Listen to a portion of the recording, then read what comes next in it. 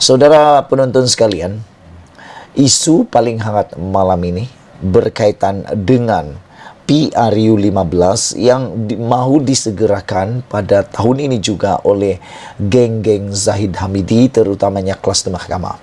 Mereka kata perlu PRU segera kerana inilah timingnya menurut Zahid Hamidi, dan juga untuk mengelak daripada penghasut-penghasut PH lebih menghasut lagi rakyat, kata Zahid Hamidi.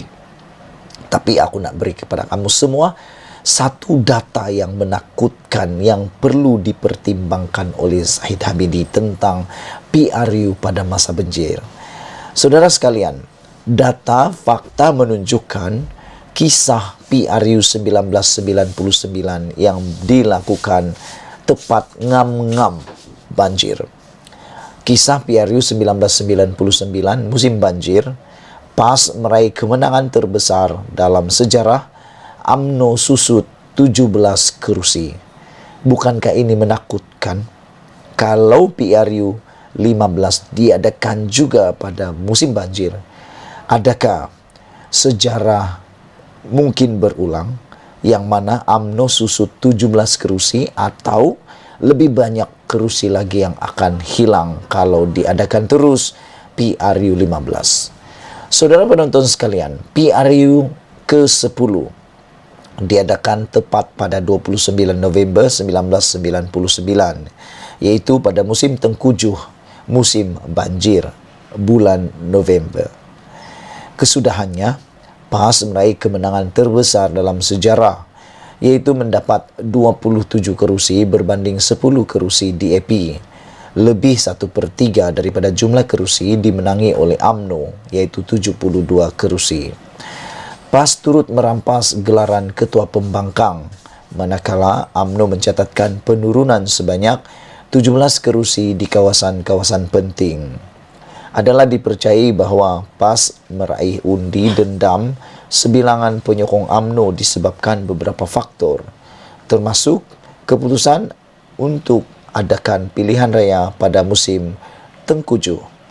Namun, Barisan Nasional tetap berjaya membentuk kerajaan atas ehsan sokongan MCA, Gerakan, PBB dan MIC dengan jumlah 53 kerusi, di mana MCA, Gerakan dan MIC pada ketika itu dianggap kuat dan mendapat sokongan kaum Cina dan India.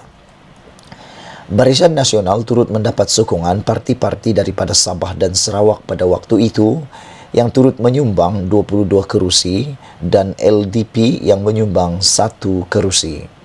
Kini, Barisan Nasional tidak semestinya mendapat sokongan parti-parti Sabah dan Sarawak.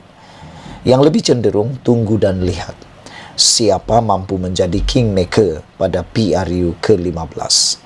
MCA dan MIC tidak diterima majoriti kaum Cina dan India buat masa kini, manakala Gerakan dijangka akan hanyut terus atau meraih maksimum 1 kerusi. PAS pula sudah dianggap mirip UMNO dari sudut kemeruk kuasa pemimpinnya, dan ramai di kalangan akar umbi parti itu tidak berpuas hati dengan pucuk pimpinan yang terus berdamping dengan Muhyiddin.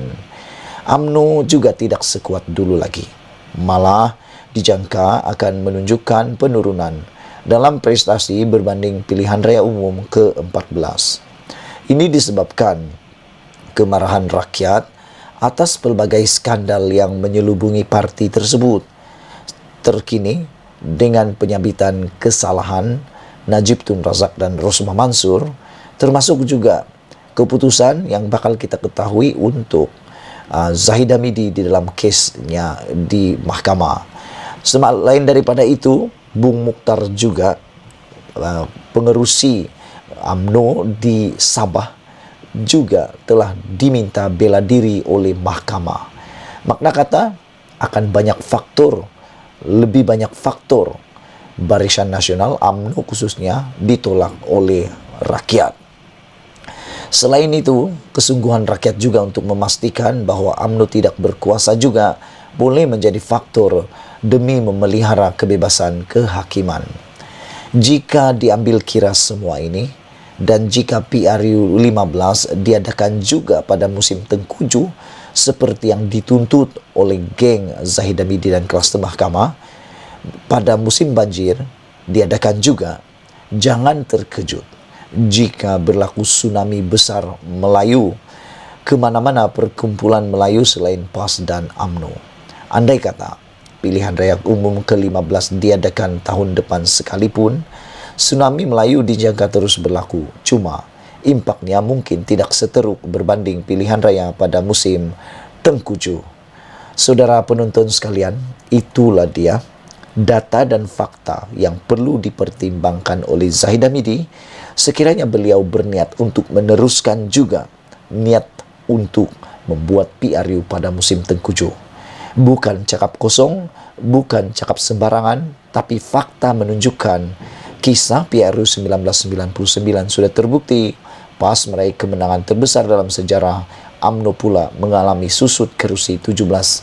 Itu pun belum lagi berlaku tsunami yang mana berlaku penolakan terhadap Barisan Nasional dan UMNO, dan pada waktu itu kerajaan masih di tangan sepenuhnya Barisan Nasional UMNO. Apakah itu akan berlaku lagi? Kita akan saksikan tidak lama lagi. Akan dihukumkah Zahid Hamidi? Kita akan ketahui juga pada waktu itu.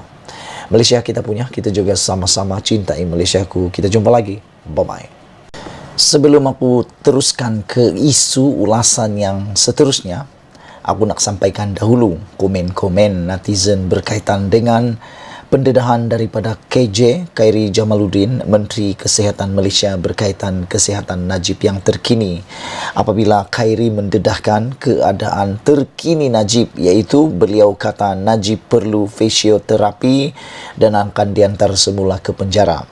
Jadi adalah beberapa netizen yang tanya, sebelum ini Najib sihat sigar bugar raja kelihatan, kata mereka.